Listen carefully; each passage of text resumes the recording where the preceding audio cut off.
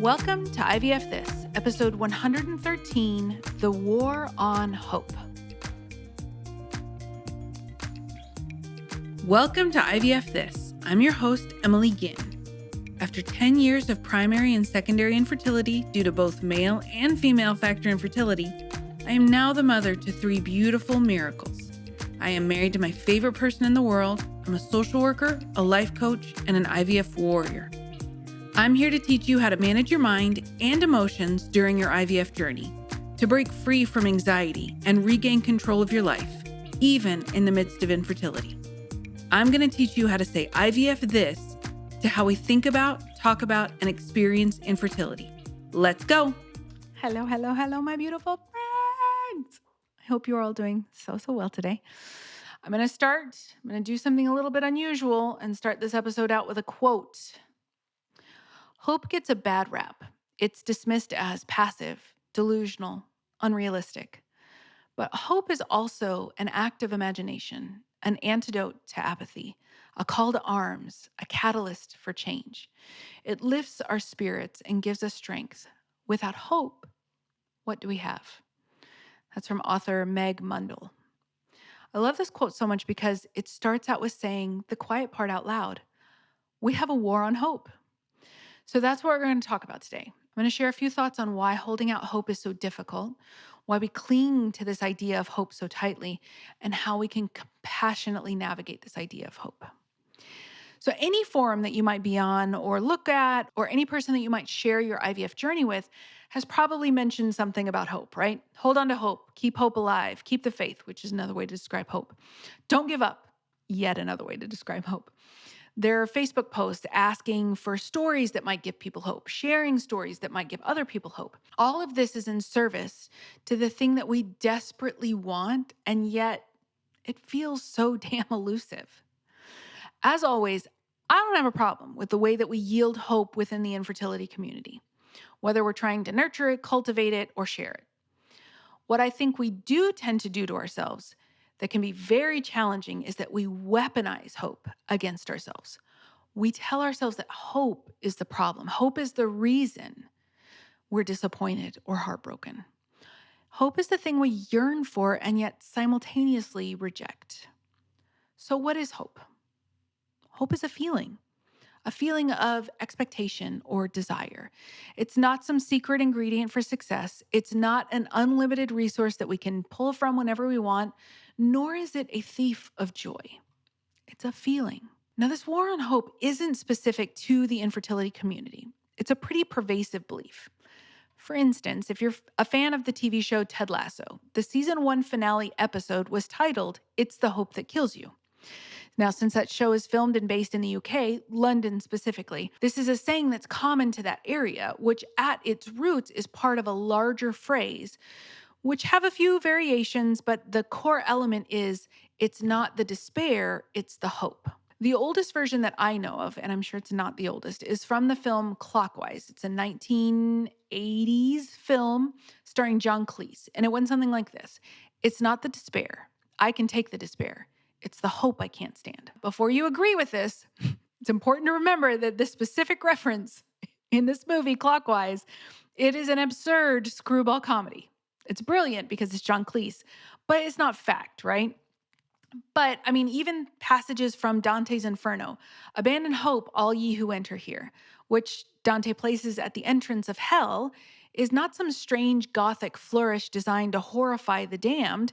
It was actually like a friendly piece of advice that Dante was offering. It's so interesting. If you Google anything about hope, you'll either find a deluge of keep hope alive-esque stuff, or you'll find the John Cleese versions of the world and their beliefs around hope. And I think that that's the fundamental problem. It's black or white. It's either hope or despair. It's either hopeful or hopeless. It's like there's an absolutism within either of them. But if you've listened to me for any length of time, you know that I don't really work in the world of absolutes. Like, even the way I phrase that sentence leaves it open for interpretation. So my question to you is there a middle ground to be had? Now, before I share my thoughts on the middle ground between the two, I want to talk a little bit about why we do wage a war on hope. So if hope is a feeling of expectation or desire, that means it's a feeling that is based in the future. in the same kind of way that anxiety is based in the future, which I think is often why during IVF we vacillate so quickly and easily between these two extremes. It's like they're the different sides of the same coin. But hope is never the problem when we get what we want. But when we have an experienced disappointment, either singularly or recurrent disappointment, some amount of blame for our heartache is placed on hope.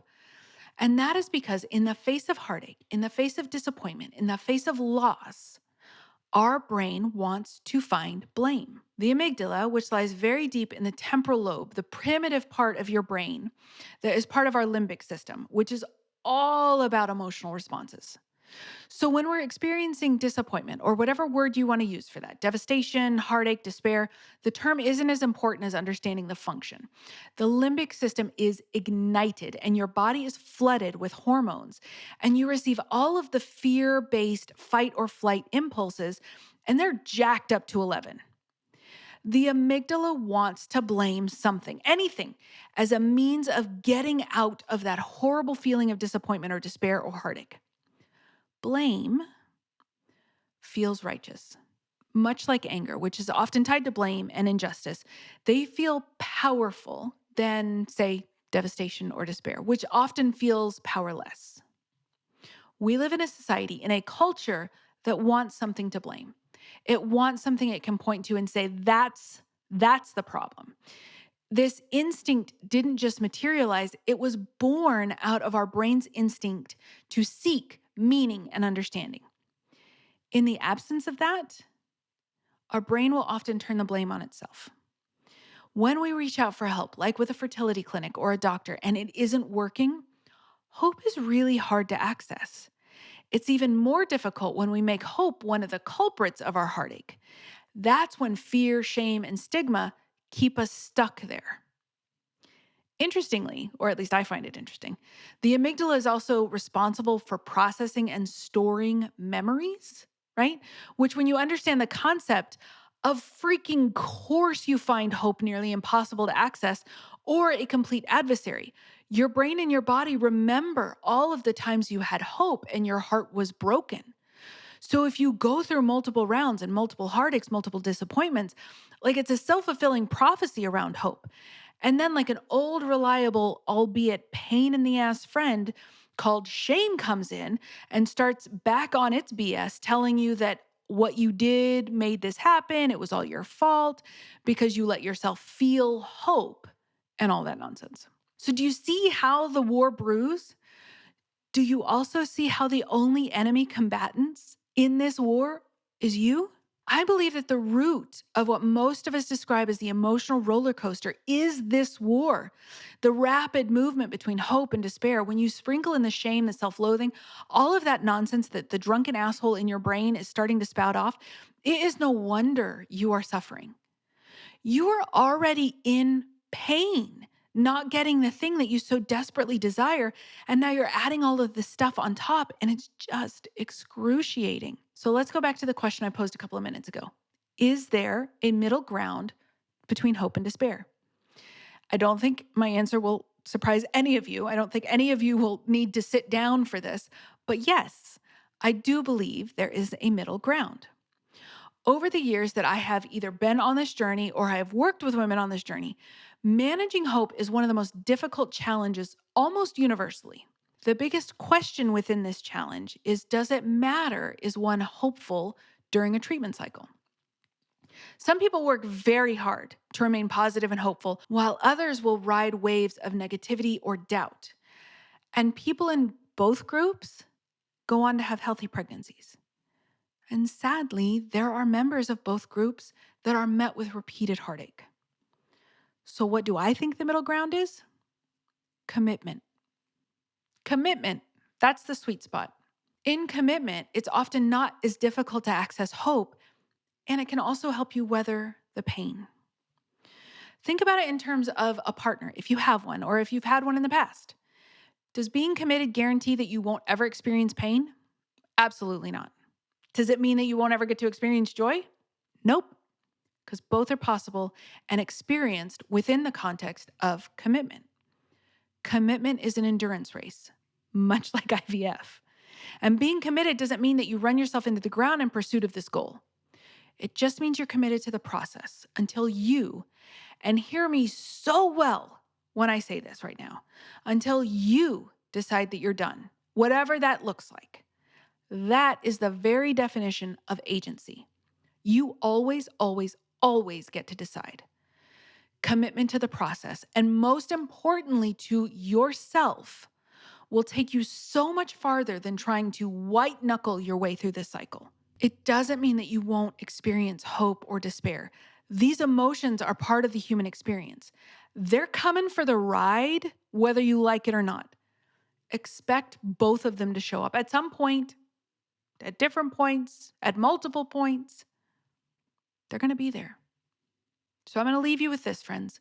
What I have learned through my own journey and what you all have so beautifully taught me is that the human ability to evaluate when hope or caution is needed is instinctual. It's your inner wisdom telling you what you can or cannot do. There are times when a bounty of hope feels easy, and other times caution or doubt feels much safer. Both are beautiful. Your brain and your body know what you need. Listen. Hold space for it without judgment. If one is more easily accessible than the other, then that's what you're supposed to be feeling in that moment. There's nothing wrong with you if you're unable to access hope or if you're leaning into doubt. You are human, navigating a tender, heart-filled, vulnerable experience. And we can do that with commitment and compassion. And that is what I have for you today, my friends. Have a beautiful week, and I'll talk to you soon. Thank you for listening to this week's episode of IVF This. If you like what you've heard, click subscribe and follow to make sure you don't miss an episode. And if you want to learn more, head over to www.ivfthiscoaching.com to learn how to work together.